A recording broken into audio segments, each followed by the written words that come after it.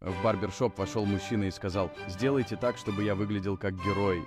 Барбер сбрил половину его головы, оставив другую половину длинной, и добавил зигзага. Мужчина закричал: «Что вы сделали?»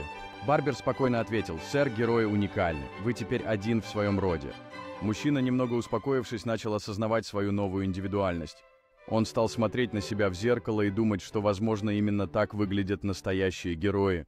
С каждой минутой он все больше осознавал, что его смелый образ может вдохновлять других. Наконец он решил выйти на улицу, готовый показать свой новый стиль. Внезапно он почувствовал, как в нем просыпается дух героя. Каждый шаг приближал его к мысли, что уникальность действительно делает его особенным. Он понял, что стать героем – это не только о внешнем виде, но и о внутреннем уверенности. С каждым новым знакомством он чувствовал, как его уверенность растет и вдохновляет окружающих. Вскоре он осознал, что стал символом смелости и самовыражения.